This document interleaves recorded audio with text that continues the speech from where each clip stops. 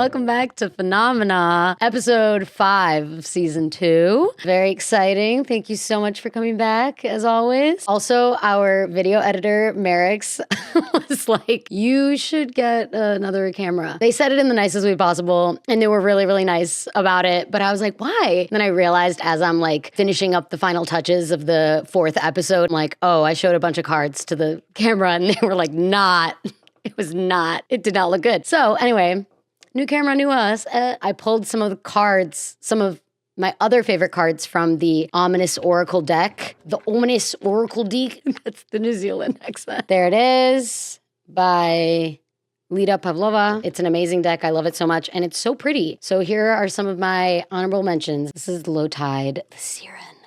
Look at like just how gorgeous a lot of these are. Wait, I'm trying to like Haunted but Healed. So pretty. They're like seriously gorgeous cards. And that one, oh my God, it's so spooky. I love it. I love these so much. Halloween is like my Christmas. And then of course, the Phenomenon. Sorry, it's very confusing. Like when I move right, it goes left and you know what I mean? So I don't even know my rights and lefts. I told John jokingly that I was going to get R and L tattooed on my wrists so that I could remember my rights and lefts. And he was like, I am going to seriously have to rethink our proposal if you do that. I was like, shut up. I just need a little reminder. Phenomannouncements for this week. We are shouting out Court Appearance Styling Studio. This is Salem's queer hair salon, Salem, Oregon, not Salem, Massachusetts, but still kind of any place named Salem's got that like witchy vibe about it. You know what I mean? So love it. Court Appearance. It is queer owned and queer affirming. Transfolk and gays and lesbians and bisexuals. That's me. And intersex people and asexuals and all of their straight friends are welcome here. It literally says that on the website. I love it so much. Many trans folk have actually gotten their first gender affirming haircuts there. And a lot of neurodivergent people say that they feel very safe. So that was Merrick's pick. Great shout out, Merrick's. I love it. Their message to you is you deserve to feel awesome and you belong here. I love it so much. They are a small business and it's funny because they're the second hair salon that we shouted out. But you know what? Next week's hair salon is, no, I'm kidding. Anywho, without further ado, let's get into this week's episode written by Ruben Hanohano and Christopher. Yay! Oh my goodness. Ruben and their husband, Christopher. I love it. This is amazing. I'm so excited. The last time we had a Ruben and Christopher script was The Dancing Plague? I think it was The Dancing Plague. I just remember Crack a Song from that episode. It sticks with you. You know what I mean? Let's get into this week's episode about Mary Celeste, the original ghost ship. Ooh, spooky ghost ship. What's the character in SpongeBob that's like, the Flying Dutchman? Yes, the Flying Dutchman. Such a freaking good character. It's giving the Flying Dutchman a little bit, right? Anyway, let's get one thing straight. Mary Celeste is that girl. Off to an incredible start. Mary the Celeste, if you will. This isn't just any ghost ship story. It's the ghost ship story. Ooh, okay, go off. Found adrift in the Atlantic. Again, the Atlantic. In 1872, the Mary Celeste had everything it needed to keep sailing. Supplies, cargo, and a sturdy hull. Everything except, well, the people. No distress signals, no signs of struggle, no clear reason for the crew's disappearance, just a ship sailing itself into legend. So, what happened? Ooh, already, this is giving, I think we mentioned this in the Bermuda Triangle episode from season 1, how there were ships, people like swear that they saw ships around the Bermuda Triangle that were just like abandoned and nobody was on them, but like it looked like people must have been on them. Oh, I love this already. Oh my God. Okay, let's get into the lore. The Mary Celeste was on a routine voyage from New York to Genoa, Italy. Genoa, Italia. At the helm was Captain Benjamin Spooner Briggs. We love Benjamin Spooner Briggs. An experienced mariner traveling with his wife Sarah, their 2-year-old daughter Sophia, and a hand-picked crew of 7. I don't know why this is very important. Take notes. They left port on November 7th, 1872. Ooh, a day before John's birthday. John's birthday is November 8th. So, also 1872. He's real old. Carrying a full load of denatured alcohol and enough provisions to last 6 months. Okay? Keep that in memory. 6 months. This was a well-stocked ship. Now, I bet you're thinking you know where this is going. A ship carrying a ridiculous amount of alcohol across the pirate-infested high seas of the 1800s, someone definitely made off with the loot, right? Well, diva, you're wrong. Less than a month after setting sail, the ship was found eerily abandoned. No signs of a struggle, no bodies, no obvious explanation. According to legend, when a passing ship's crew boarded the Mary Celeste, they found warm food still on the table, warm, untouched belongings, and a smoldering pipe as if someone had just stepped away. Ooh. Were they picked up by an alien spaceship? Because I'm getting spaceship signs. I don't know. I feel like it has aliens written all over it. The ship's log recorded nothing unusual leading up to its abandonment. There were months' worth of well-preserved food and supplies, and the cargo almost completely intact. The only things missing, the continent of 9 barrels, the lifeboat, and every single person on board. And here's where it gets weird. This is where it gets weird. The completely abandoned ship that with the hot meals that were just left, that's not weird enough. Some sailors later claimed to have seen the Mary Celeste sailing the open ocean after it was discovered abandoned. Okay, this is literally the Davy Jones's locker. This is literally Davy Jones's ship. It's Davy Jones. The captain should have been named Davy Jones. Crewed by shadowy, ghostly figures. Some swore they heard eerie wails whenever the ship was spotted drifting through the waves. Ooh, like a siren, like sirens? Others said sailors who boarded her after her abandonment experienced strange visions, heard whispers on the wind, or became violently ill. So wait, they found the ship, then they took it back and they were like, yeah, clean her up and then set her back to sail. Like, that is haunted, babes. That's haunted. That's real haunted. That's very haunted. So maybe, like, let's sage it a little bit. You know what I mean? You know what I'm saying? Like, a good saging would do. Something about this story does not add up. You're telling me. So let's break down the most popular theories. Yes, perfect segue into the theories. All right, the curse. Before it was the Mary Celeste, the ship was called the Amazon, and it had a terrible track record. Well, if its name is any indication, that checks out. Her first captain died suddenly. Then it was involved in multiple accidents. Ooh, this is sounding like, I feel like I wonder when ships were sailed more often than we had cars, if there were more like shipwreck accidents than there are like car crashes now. Like, this just makes it sound like they were like, oh God, they got into multiple accidents. Their insurance skyrocketed after that. With a history of misfortune, some believe the ship was simply cursed, doomed to misfortune from the start. Oh, okay. So the theory is that the ship itself. Let's blame the ship. Okay. Interesting. Yeah. Well, where'd the crew go? They were abducted by aliens. That's my thought. I don't know. There's got to be aliens. The aliens has got to be part of this theories. Them's theories. Maybe the curse that struck their predecessors also claimed the crew of the Mary Celeste. But curses are hard to prove. So let's move on to something a little more human. One human theory is mutiny. Maybe First Mate Albert Richardson led a mutiny, overthrew Captain Briggs, and fled in the lifeboat. The problem? No bloodstains, no signs of violence, and no history of conflict among the crew. If this was a mutiny, it was the neatest one in maritime history. And if they were trying to take over, why abandon a perfectly good ship? Right. If you're trying to steal the ship, take it, use it. It's your ship now, I guess. I don't know. Is that how it worked back then? I suppose. Like shipjacking? Another human theory is pirates. Arr, matey, pirates. Yes. Pirates stormed the ship, stole valuables. At first I read vegetables. It says valuables, but I'm like, they stole vegetables. They stole valuables and left no survivors. Well, yeah, they can't leave someone to like point out which of their ships is the pirate ship. Come on, they gotta be stealth. Except for I feel like pirates were like historically unstealth, very not stealthy. They were very like, Captain so-and-so was here.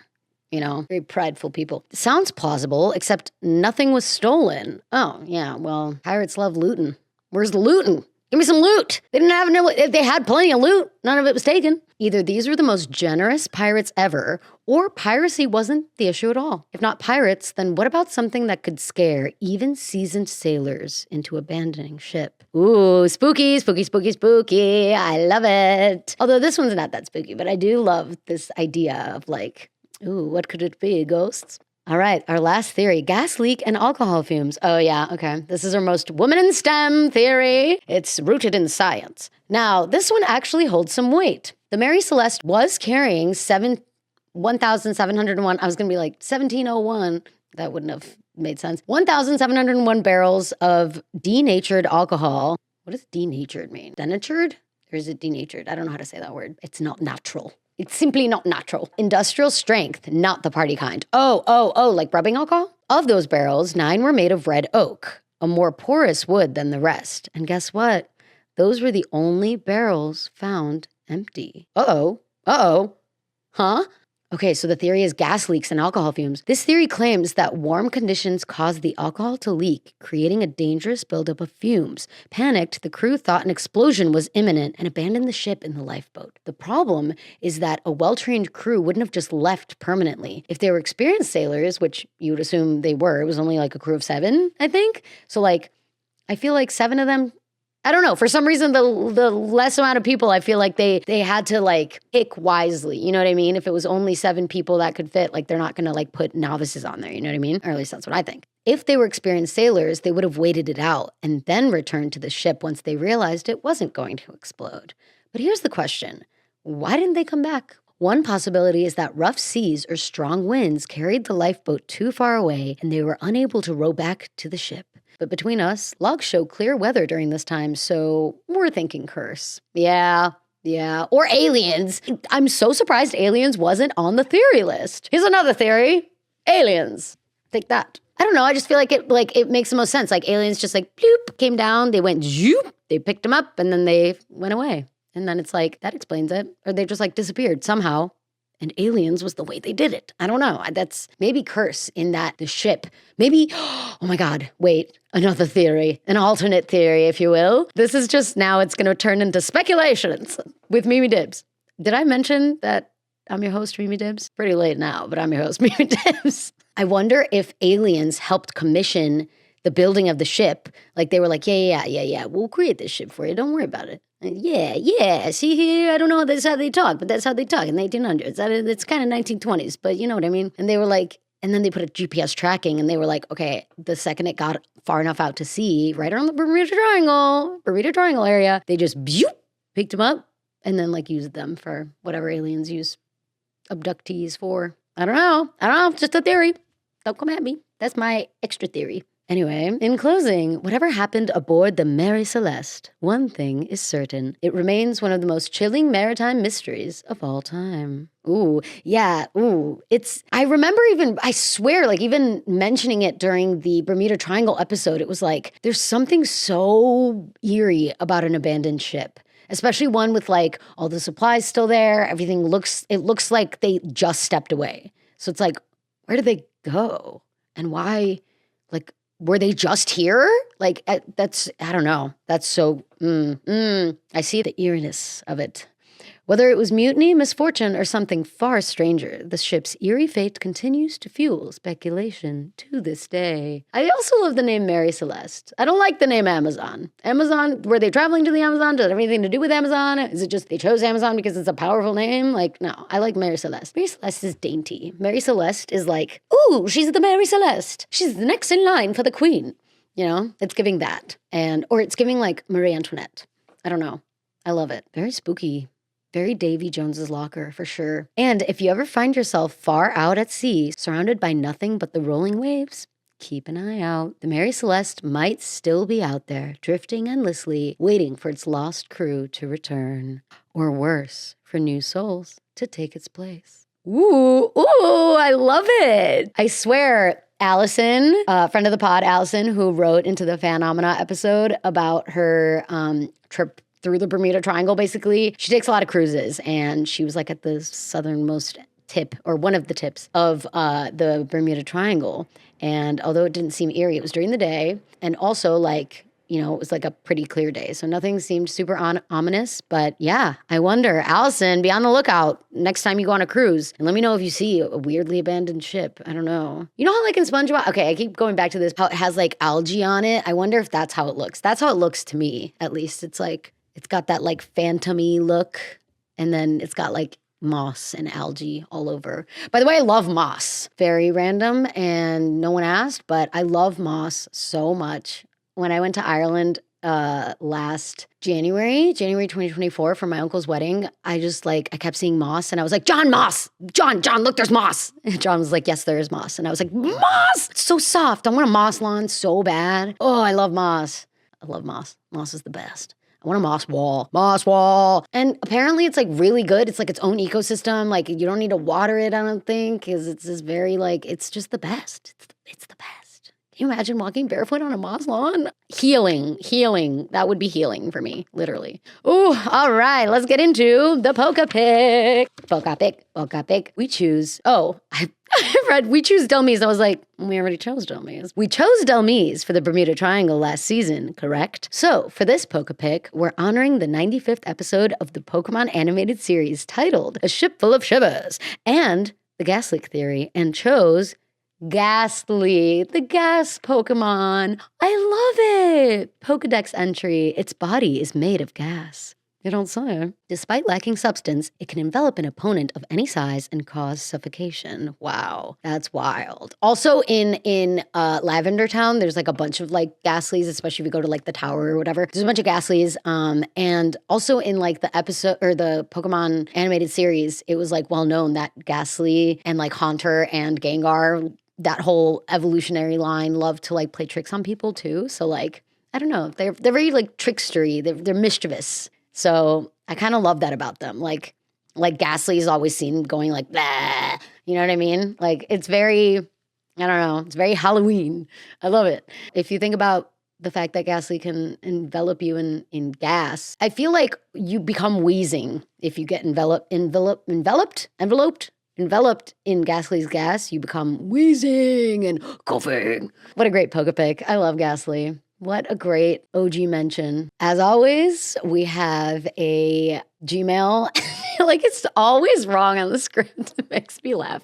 It's phenomena.cases@gmail.com. Although this could be a very easy thing, mistake to make. Make sure you're not emailing phenomena-cases@gmail.com because our YouTube handle is phenomena-cases. So it's phenomena.cases@gmail.com, okay? And of course, we have a Patreon. We have a free tier, which gives you access to our Discord, which is an awesome community. I love it. Our resident Pokemon lore master, Bananazar, one of my friends on Discord, they always know some bizarre lore about the Poke Pick. And so it's really fun to be what do you know about this one? Come join our Discord via our Patreon. It's a pinned comment on there. You just click on the invite. There's a free tier, a $2 tier, and a $5 tier. So if you feel like supporting Phenomena, please feel free to do so. New episodes come out every Wednesday at 6 p.m. PST. And next time on Phenomena, we'll be talking about the Appalachian whistles. The Appalachian whistles? I still can't. Merrick, you gotta let me know how to say that. It's Merrick's episode. It's a guest writer. It's a guest script writer. And our guest script writer is gonna be our lovely video editor, Merrick's. Yay! I'm so excited. The Appalachian whistles. I think I mentioned it during one of the episodes, but it's the whole lore. I'm curious about it because I actually don't really know what the lore behind the whole if you hear whistles in the Appalachian Mountains, no, you didn't. You have to just pretend you didn't hear anything and just keep walking and don't even give it a second thought. Don't acknowledge it in any way. Otherwise, it's an invite to follow you home. I don't know. It's creepy. It's a creepy, spooky one. The next episode. But yes, just a reminder, we are off on 4/30. So the 30th of April, we are not going to be posting a regular episode, but I think we might still post. I went on Carly, my beautiful, amazing, lovely friend Carly, who has a Twitch channel called C_2 SEE_TWOO. And I did I was on her Big Gay Coffee Talk Twitch stream. Does Big Gay Coffee Talk every Wednesday in the mornings. It was really fun. We talked about the movie Sing Street. And so, yeah, I think I might just post a small clip, a 20 to 30 minute small clip. The whole thing was an hour. Our discussion of it was an hour long. So you're going to have to check it out on her page to see it. But yeah, I guess I'll still post that on the 30th. That's just not going to be a regular episode because I'm going to be in Italy. Oh no, poor me. I'm going to be in Italy. Yeah, I know. I'm aware that's how it sounds. But either way, very, very excited. And excited to come back to Merrick's Appalachian Whistles episode. And remember, you can always explore the rabbit hole without falling all the way down. Thanks so much, guys. I won't see you next week, the 30th, but I'll see you the week after that for the Appalachian Whistles. Bye.